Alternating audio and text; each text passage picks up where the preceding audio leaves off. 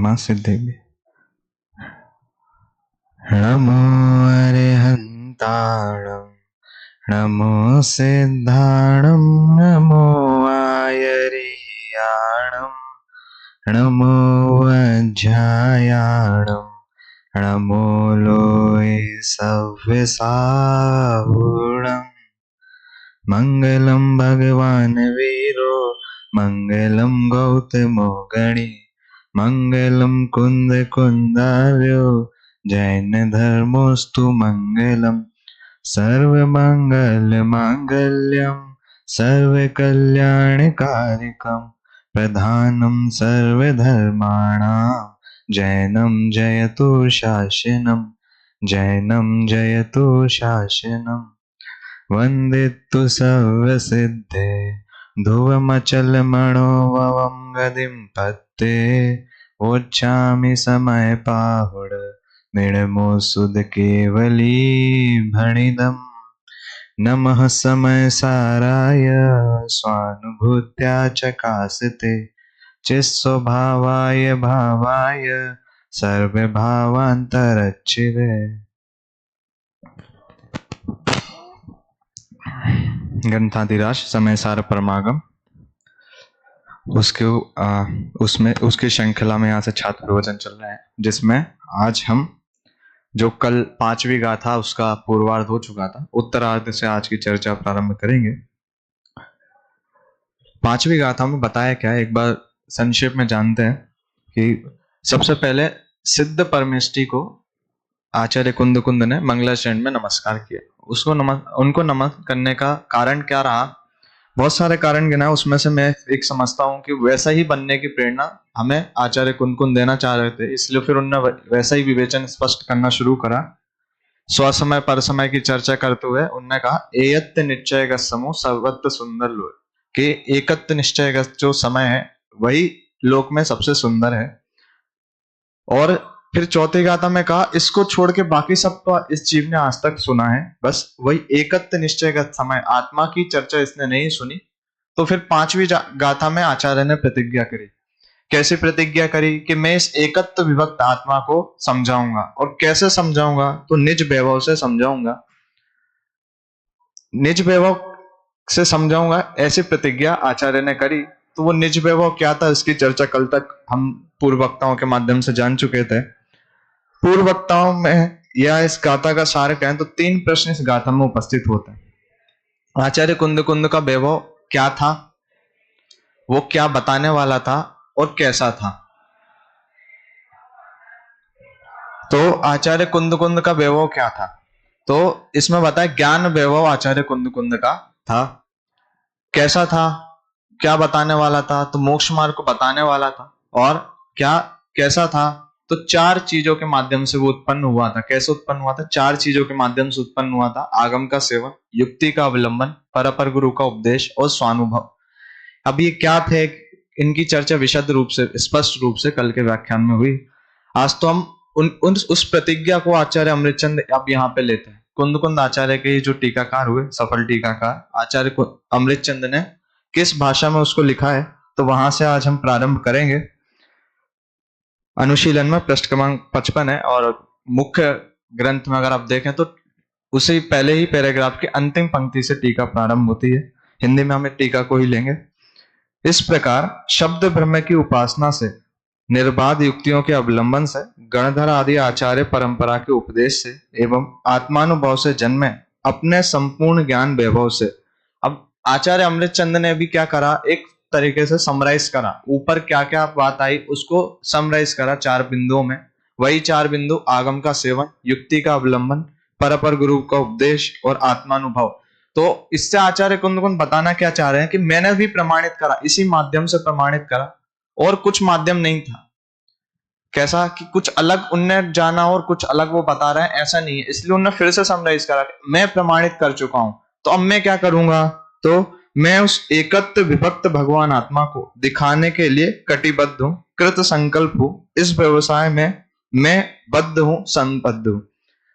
यहाँ तो आदरणीय दादा ने अनुशीलन लिखा, इसलिए उनने विस्तार पूर्वक उसको समराइज करा। लेकिन मुख्य टीका में आप देखो कश्चन शब्द आया है उसके बाद, तो एक शब्द में यह कश्चन जिस प्रकार से जाना उसी प्रकार से, तो उसको दादा ने यहाँ पे डिटेल में लिखा है। फिर क्या करा कि एकत्व विभक्त आत्मा को आचार्य अमृतचंद कह रहे मैंने जाना, पहचाना, उसका अनुभव भी करा, इसी माध्यम से करा, इसलिए अब मैं क्या हूं, कृत संकल्पित हूं। किसके लिए? दायम अप्पिणम। दायम की व्याख्या यह है कि अब मैं दिखाता हूं। कैसे दिखाता हूं? निज वैभव से दिखाता हूं, क्योंकि वो जान चुके हैं, तो अब वो अन्य जीवों का उपकार हो इस माध्यम से बताना चाह रहे हैं कि आप भी उसको देखो। और देखो भी कैसे? तो कैसे? बद्ध व्यवसाय। अब मैं इसमें व्यवसाय में बद्ध हूं। ऐसा नहीं कि कुछ बता रहा हूं कुछ छोड़ रहा हूं, ऐसा नहीं। अब एकाग्र चित्त से आचार्य अमृतचंद भी प्रतिज्ञाबद्ध हैं कि मैं इसको बताता हूं। ऐसे ही आप प्रवचन सार के 200 या 201 भी गाथा में देखोगे कि वहां पे आचार्य अमृतचंद कहते हैं वयम तिष्ठामा, हम देखो हम खड़े हैं। ऐसे ही क्या कि हमने भी जाना है, अब मैं बताता हूं। कोरा उपदेश नहीं है। कैसा कि हमने जाना नहीं जाना वो पता नहीं, लेकिन मैं फिर भी बताता हूं, ऐसा नहीं। उनने जान लिया है, इसलिए अब वो कृत संकल्प है कि इनको इसको बताएंगे। और आप आगे का पूरा ग्रंथ देखेंगे तो एक भी ऐसे बात नहीं है कि बीच में कहीं की बात है, सिर्फ उस एकत्व विभक्त आत्मा को बताने वाले। कहां से एकत्व और कहां से विभक्त है, इसी की चर्चा आगे संपूर्ण ग्रंथ में आई है। तो इस प्रकार से यहाँ आचार्य अमृतचंद प्रतिज्ञा भाते हैं कि मैं उस एकत्व विभक्त आत्मा को बताऊंगा। लेकिन इसके बाद के पैराग्राफ में वो दो कार्य भी बताते हैं कि वो तो एक बता ही रहे कि एकत्व विभक्त आत्मा, वो तो समझा ही रहे, लेकिन अब श्रोताओं का क्या दायित्व है? क्या वो कहते हैं यदि मैं भगवान आत्मा को दिखा दूं, उन्हें भरोसा है वो दिखा देंगे, लेकिन फिर भी यदि मैं भगवान आत्मा को दिखा दूं और अपने व्यवसाय में सफल हो जाऊं, तो तुम स्वयं के अनुभव प्रत्यक्ष से परीक्षा करके प्रमाण करना, स्वीकार करना, और यदि कहीं स्खलित हो जाऊं तो तुम छल ग्रहण करने में जागृत नहीं रहना चाहिए। तुम्हें छल ग्रहण करने में जागृत नहीं रहना चाहिए। दो बात इसमें बताएं। पहले क्या वो बताएंगे तो उसको क्या करना? सिर्फ उनने बताया हमने सुन लिया, ऐसा नहीं करना। एक कान में गया दूसरे कान से निकाल दिया, ऐसा नहीं करना। क्या करना? उसको स्वानुभव प्रत्यक्ष करना, अनुभव से परीक्षा करना। अब वो क्या क्या है वो आगे हम चर्चा करेंगे अपन कि क्या उसको स्वानुभव से प्रत्यक्ष करना, एक बात। और फिर ऐसा बोल देना prevention is better than cure. क्या कि पहले से ही चेतावनी दे दी। कैसी चेतावनी दे दी? कि अमृतचंद आचार्य स्वयं के ऊपर से लेते हुए कि मैं स्खलित हो जाऊं। तो इसमें अब दोनों तरीके से समझना। अमृतचंद आचार्य को तो भरोसा है वो नहीं होगा, और स्खलित का अर्थ क्या है वो भी हम आगे से समझेंगे। वो किस प्रकार के स्खलन की बात वहां पे कर रहे हैं, या फिर जो दादा ने अनुशीलन में किस प्रकार से उसके भाव को निकाला है।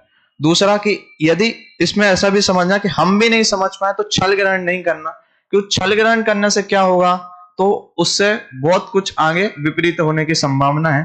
तो पहला जो कार्य इसमें बताया क्या कि अनुभव से प्रमाणित करना। जैसे हम पहले की टीका देखें तो आचार्य अमृतचंद ने 4 चीजों से प्रमाणित करा। आगम का सेवन भी करा, युक्ति का अवलंबन भी लिया, गुरु उपदेश भी सुना, और फिर स्वानुभव करा। लेकिन हमें एक ही चीज कह रहे हैं, क्यों? क्योंकि ये सब तो ऑलरेडी हो ही चुकी है। दादा इसमें लिखते हैं कि उदाहरण देते हैं दादा कि किसी को खाना बनाना हो, अनुशीलन में उदाहरण कि किसी को खाना खाना हो तो क्या पहले उसको मार्केट जाना होगा, चीजें खरीदनी होगी, खाना बनाना होगा, फिर खाना होगा। लेकिन ये इन 4 कामों में से 3 काम तो कोई और भी कर सकता है, और वो कर दिए हैं। समय साथ जैसा ग्रंथ हमारे सामने उपस्थित हो गया है। तो क्या? आगम का सेवन, युक्ति का अवलंबन, पर गुरु का उपदेश। किसी की विशेष बुद्धि नहीं लगती है तो ये 3 छोड़ के एक स्वानुभव प्रत्यक्ष भी वो करे तो उसका कल्याण यहाँ पे हो सकता है। इसलिए कहा कि अनुभव प्रत्यक्ष उसको करना। अनुभव प्रत्यक्ष नहीं करें तो क्या हो जाएगा? एक संभावना हम लेके चलते हैं कि अनुभव प्रत्यक्ष अगर हम नहीं करें तो क्या हो जाएगा, कि अनुभव से अगर हमने प्रत्यक्ष नहीं करा तो हम कभी जान ही नहीं पाएंगे कि वो जो हमने समझा, उस एकत्व विभक्त आत्मा को जो हमने समझा, वो वैसा समझा भी था कि नहीं समझा था। क्योंकि जैसे उदाहरण पर वापस चला कि क्या खाना बनाने का उदाहरण, खाने की सामग्री कोई और ला सकता है, खाना मार्केट कोई भी जा सकता है, सामग्री कोई भी ला सकता है, खाना बना भी कोई सकता है। और दादा ने तो यहां तक लिखा कि खाना अगर अपन को चबाना नहीं है तो पीस कर भी कोई दे सकता है, लेकिन उसके आगे का कार्य तो स्वयं करना पड़ेगा, क्योंकि वो खाना जिसके पेट में जाएगा कल्याण उसका ही होगा। ऐसे ही क्या बोला इधर पे कि क्या कोई हमें सब बता भी सकता है। एकत्व विभक्त आत्मा की चर्चा अमृतचंद आचार्य ने हमारे सामने उपस्थित कर भी दी है। सारी युक्तियां लगा के, आगम का सेवन करके, पर गुरु का उपदेश करके सब कुछ हमें बता दिया है, लेकिन क्या अब एक कार्य तो हमें ही करना होगा। जो उसका अनुभव करेगा कल्याण उसका ही होगा। आचार्य अमृतचंद ने उसका अनुभव करा तो उनका कल्याण हुआ। कोई और करेगा, लेकिन अगर हम चाहेंगे अनुभव वाला काम भी कोई और कर दे तो वो संभव नहीं है। इसलिए अनुभव करना जरूरी है। और अनुभव के साथ एक शब्द लगा, परीक्षा करके, परीक्षा के लिए अनुभव। अबे परीक्षा ऐसी नहीं कि अमृतचंद आचार्य ने सही बताया कि नहीं, ये उस चीज की परीक्षा नहीं है, ये स्वयं की परीक्षा है कि हमने स्वयं समझा, ठीक समझा कि नहीं। ये इस चीज की परीक्षा पे आधारित है। तो क्या अनुभव करना, इस शब्द को हमने समझा कि, और अनुभव करना कि हमने जो समझा कि नहीं समझा। समझा तो क्या समझ में आना चाहिए, तो हम जब रहस्यपूर्ण छुट्टी पढ़ते हैं तो दादा उसके प्रवचन में कहते हैं कुछ एक्स्ट्रा समझ नहीं आएगा। पहले जो हम आत्मा को जान रहे थे और बाद में हमने स्वानुभव के बाद जाना, उसमें आत्मा कुछ नया भाषित हो गया, ऐसा नहीं है, क्योंकि प्रदेश प्रत्यक्ष वहां नहीं होगा। तो फिर क्या होगा, लेकिन जो सुख का आस्वादन है, जो सुख का आस्वादन है वो जरूर होगा। क्या कि हमें सुख की कणिका जगेगी, वो सुख समझ में आएगा। प्रदेश प्रत्यक्ष तो नहीं हो रहा, आत्मा तो वैसा जानने में नहीं आ, वहां बहुत एक्सप्लेनेशन दादा इसका करते हैं, लेकिन क्या वो जो सुख है वो हमें जरूर जानने में आएगा, जिसको हम कहते हैं स्वानुभव प्रत्यक्ष तो होता है, लेकिन किसका होता है, सुख का। वो जो सुख समझ में आया उसका हमें प्रत्यक्ष वहां पे होता है। इसलिए प्रत्यक्ष अनुभव करने की बात अमृतचंद आचार्य ने यहाँ पे की है। अब वो अनुभव कैसे हो सकता है, तो क्रम नियमित पर्याय, जो पर्याय एक सप्त शतक में एक शतक लिखा दादा ने, वैसे तो वो क्रम नियमित पर्याय के स्वीकृति होने पर हमारी क्या दशा होती है उसको बताने के लिए, लेकिन हम इसमें भी लगा सकते हैं कि मान लो किसी ने अनुभव कर लिया आत्मा का, तो उसको कैसा कैसा हो सकता है, होगा ही जरूरी नहीं कह सकते, लेकिन कैसा कैसा हो सकता है। तो इसमें एक बहुत ही अच्छा चंद दादा ने लिखा है,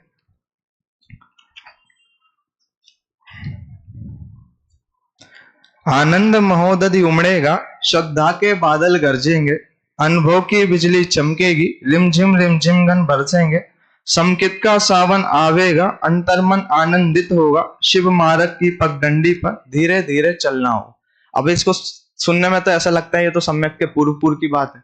श्रद्धा के बादल गरजेंगे, जब किसी ने उस आत्मा का अनुभव करा, जिसको सम्यक दर्शन प्रकट हुआ, तो अब उसकी श्रद्धा कैसी है, बिल्कुल सिद्ध समान श्रद्धा हो गई, दृष्टि मुक्त वो वहां से बन गया। अब श्रद्धा में कोई कमी नहीं बची है।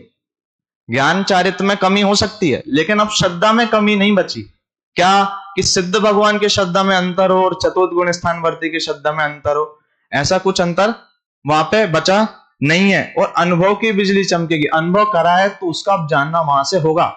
अनुभव के में दादा लिखते हैं कि अनुभव आत्मा का जितने समय हो रहा है और फिर छूट गया, आत्मा का जानना छूट सकता है, लेकिन जो अनुभव की धारा चल रही है अब वो वही चलेगी। भरत चक्रवर्ती को इतना सब संयोग होने के बाद भी 6 महीने में एक बार आत्मानुभव हुआ, मान के चले, है ना। अब क्या, लेकिन उसके बाद क्या, जितना अनुभव हो रहा है उतने टाइम तक तो वो सही है, फिर क्या स्त्री में लग गए, वो धारा कंटिन्यू चल रही। इसलिए अनुभव की बिजली चमकेगी, रिमझिम गन बरसेंगे, समकित का सावन आवेगा, अंतर मन आनंदित होगा। जैसा कि कहा था, आत्मा प्रत्यक्ष जानने में नहीं आ रहा, लेकिन समकित तो, वो सुख तो जानने में आ रहा, सुख का आस्वादन तो हो ही रहा है।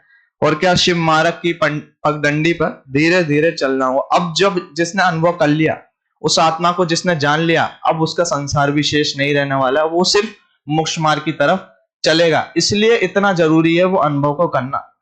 अन्यथा क्या है, हमने आगम का सेवन भी कर लिया, युक्ति का अवलंबन भी कर लिया, पर गुरु का उपदेश भी कर लिया, और कई बार करा है, ऐसा नहीं करा है।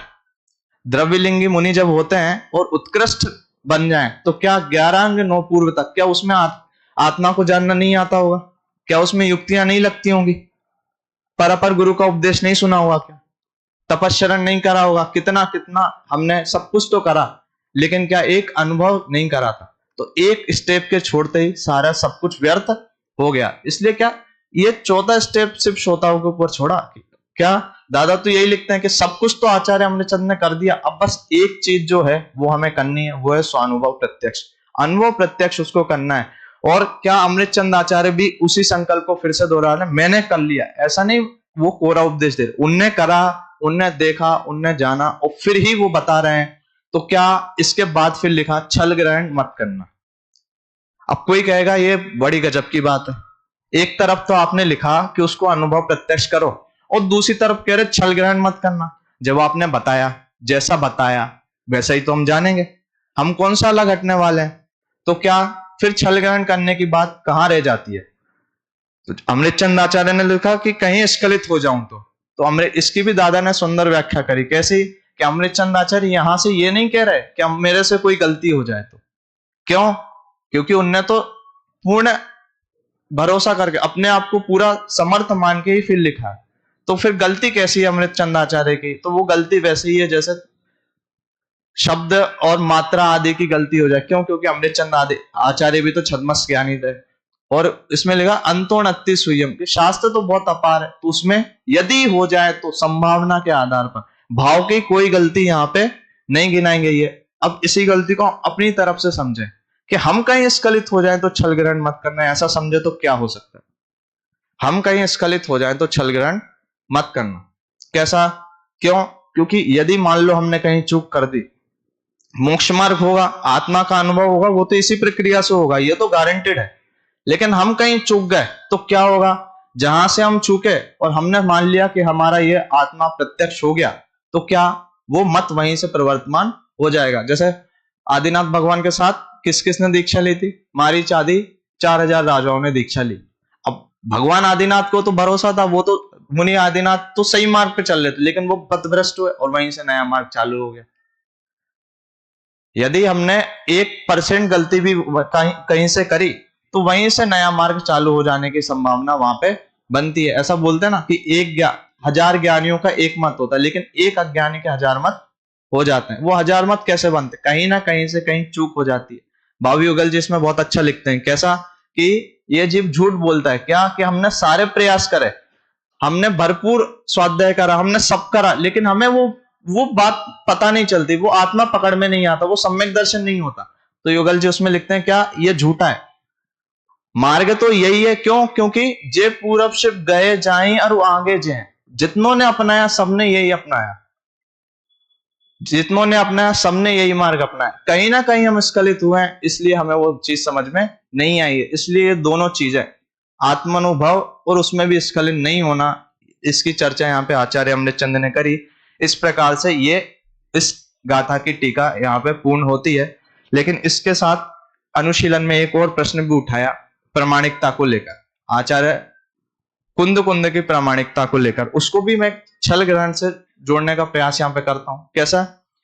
प्रश्न यह है कि ऐसा हम सुनते हैं कि कुंद कुंद आचार्य सिमंदर भगवान के पास गए और उनकी दिव्यवाणी सुन के फिर उनने उनकी देशना प्राप्त करी। तो कोई कहे कि यह तो सिमंदर भगवान की वाणी है, ये तो फिर आचार्य अमृतचंद ने महावीर आदि की परंपरा से इनको क्यों जोड़ा? कुंद कुंद आचार्य को महावीर आदि की परंपरा से क्यों जोड़ा? ये भी तो छल ग्रहण करना हुआ। तो ऐसा नहीं है। क्यों अमृतचंद आचार्य ने लिखा? क्यों? क्योंकि जैसे इसमें दादा ने बहुत सारे बिंदु यहाँ पे उठाए कि एक तो ठोस इस बात का कोई प्रमाण नहीं है कि कुंद कुंद आचार्य सिमंदर भगवान के दिव्य ध्वनि सुनने गए थे या नहीं। जब पहला प्रवचन होता है छात्र प्रवचन में, उसमें कुंद कुंद आचार्य ग्रंथ व ग्रंथकार का परिचय उस पे होता है, तो उसमें इस पे बहुत उहापोह होती है कि वो गए थे कि नहीं गए थे। तो इन सब डाउटों के चलते हम ये तो नहीं कह सकते। दूसरा, मान लो वहां पहुंच भी गए तो क्या उन्हें वहां पे दिव्यध्वनि सुनने का अवसर मिला भी या नहीं मिला, यह दूसरी संभावना बनती है। तो इस तरीके से हम देखें तो आचार्य अमृतचंद ने इसलिए भगवान महावीर की परंपरा से यहां पे जोड़ा है। और कुछ संभावना और हम खड़ी करें। कैसा? कि जैसे पहले एक शो आता था, पहले तो नहीं अभी भी आता है, शार्क टैंक इंडिया करके एक शो आता है। उसमें लोग आते हैं बिजनेस से रिलेटेड पिचेस रखते हैं अपनी बिजनेस बढ़ाने के लिए। तो उसमें एक व्यक्ति आया, उसने एक जिम की रखी कि मैं जिम खोलना चाहता हूं, आप मुझे पैसा दो। तो उसमें एक व्यक्ति ने पूछा कि आप स्वयं अपनी जिम को यूज करते हो? तो उसने कहा नहीं, मैं नहीं करता, मैं अपनी जिम को यूज नहीं करता हूं। तो उनने कहा कि जब आप स्वयं अपनी जिम को यूज नहीं करते हो तो हम आप पे भरोसा क्यों करें कि दूसरे कस्टमर आपके पास आएंगे कि नहीं है। तो इससे क्या कि ऐसे ही क्या कोई यहाँ पे कहे कि आचार्य कुंद कुंद अमृतचंद आचार्य हमें क्या बोल रहे हैं कि क्या पर गुरु का उपदेश, वो जो परंपरा चली आ रही है हमने ज्ञान वहीं से प्राप्त करा। जब वो स्वयं उनकी परंपरा में नहीं जुड़े और हमें कह रहे हैं कि आप उस परंपरा से जुड़ के ज्ञान की प्राप्ति करो। ये बात, इसमें मैं डाउट नहीं उठा रहा हूं कि क्या कि सिमंदर भगवान के दिव्यध्वनि में कुछ हो रहा है और भगवान महावीर के दिव्यध्वनि में कुछ हो रहा है। वो तो एक ही था, जो आया वो सेम था। लेकिन क्या शासन नायक भगवान महावीर की परंपरा से वो वाणी हमारे पास पहुंची ना, हमारे पास वो वाणी पहुंची ना। वो वहीं, अगर कुंदकुंद आचार्य को ही मान के चलें कि उनने ही अपने परापर गुरु को उपदेश को नहीं सुना, तो अन्य जीवों को वो प्रेरणा भी कैसे दे सकते हैं इस बात की? अन्य जीवों को वो प्रेरणा भी कैसे दे सकते हैं? चलो एक ये पॉसिबिलिटी खड़ी करी, एक और खड़ी करते हैं। एक और पिक्चर आया था, वो क्या, वो भी कुछ अपना सेटअप कर रहा था। तो उससे पूछा कि आप अपने जो कंपनी खोल रहे हो, आप स्वयं इसमें इन्वॉल्व हो? तो उसने कहा हाँ इन्वॉल्व हूं, लेकिन पार्ट टाइम के रूप में, तो और पार्ट टाइम कहीं और जॉब करता हूं। तो क्या उनने उसका रिप्लाई क्या दिया कि आपको पूरा भरोसा अपनी कंपनी पे ही नहीं है क्या? कि क्या, कैसा कि आप आधा इधर भी काम करते हो, आधा इधर भी काम करते हो। तो ऐसे ही अगर हम मान ले, चलो ठीक है, कुंदकुंद आचार्य ने भगवान महावीर की दिव्य ध्वनि भी सुनी और सिमंदर मतलब वहां से जो उपदेश चला रहा उसको भी समझा और सिमंदर भगवान की दिव्य ध्वनि भी सुनी। तो क्या क्या भगवान महावीर को इस तरफ पे भरोसा नहीं था या इस तरफ पे भरोसा नहीं था? इसलिए क्या इन सारी संभावनाओं को हटाते हुए अमृतचंद आचार्य ने भगवान महावीर की परंपरा के साथ उनको जोड़ा। और इसके बाद भी अगर समझें तो अनुशीलन में एक और युक्ति खड़ी करी कि क्या, ये युक्ति खड़ी करी कि कौन सा ग्रंथ पहले लिखा, सिमंदर भगवान के पास जाने से पहले कौन सा ग्रंथ लिखा और आने के बाद कौन सा ग्रंथ लिखा। सुनने में आता है कि प्रवचन सार आने के बाद लिखा, तो फिर समय सार तो पहले ही लिख गया था। तो फिर एकत्व विभक्त आत्मा की चर्चा तो उन्हें पहले से ही पता थी, तो दिव्यध्वनि में क्या सुना? तो इस प्रकार से बहुत सारे वो डाउट खड़े हो जाएंगे। इसलिए अमृतचंद आचार्य ने भगवान महावीर की परंपरा से इस चीज को जोड़ा। अनुशीलन में यही बताया कि अमृतचंद आचार्य ने इस परंपरा के साथ जोड़ा। इस प्रकार से यहाँ पे समझाया। और इन सब के हटके दादा ने एक बहुत ही सुंदर युक्ति दी, क्या कि ये सारी युक्तियां तो आप रखो ना, किससे जाना किससे नहीं जाना। क्या क्या कुंदकुंद आचार्य को स्वयं वो भान नहीं हो रहा था क्या? छठवें सातवें गुण स्थान हर अंतर्मुहूर्त में जब वो अपनी आत्मा का प्रमाण कर रहे थे, अपना आत्मा अनुभव कर रहे थे, तो उन्हें किसी की दिव्यध्वनि की आवश्यकता ही कहां पड़ रही थी? वो तो अपने अनुभव से लिख रहे थे और अनुभव तो वो हर अंतर्मुहूर्त में कर रहे थे। इसलिए क्या वो चरम बिंदु तो आचार्य कुंदकुंद, आचार्य अमृतचंद दोनों को कहीं सुनने से पहले ही स्वयं से प्रमाणित हो रहा था। इसलिए उनने इस एकत्व विभक्त आत्मा की, कुंदकुंद आचार्य ने भी दायम अपनो सभी अवेणा, ये प्रतिज्ञा भाई कि मैं एकत्व विभक्त आत्मा को समझाऊंगा। और क्या अमृतचंद आचार्य ने भी ये प्रतिज्ञा भाई कि क्या मैं एकत्व विभक्त आत्मा को समझाने के लिए अब बद्ध व्यवसाय हूं, अब और कहीं नहीं, कटिबद्ध हूं मैं, अब मैं कहीं और जाने वाला नहीं हूं। जब तक एकत्व विभक्त आत्मा को नहीं समझा लूंगा तब तक कुछ और कार्य करने वाला नहीं हूं। इस प्रकार एकत्व विभक्त आत्मा की चर्चा यहाँ पे समझाने का जो संकल्प है आचार्य कुंदकुंद, आचार्य अमृतचंद सभी ने लिया। अब कोई अंत में कहे कि इतना सारा डाउट है कि वो श्रीमंदर भगवान के पास गए कि भगवान महावीर की परंपरा से सुने, हम तो नहीं मानेंगे इनकी प्रमाण की चर्चा। शायद इन्हीं जीवों के लिए, क्या इन्हीं जीवों के लिए जैसे आचार्य ने लिखा कि दुष्टों की तरह छल ग्रहण मत करना।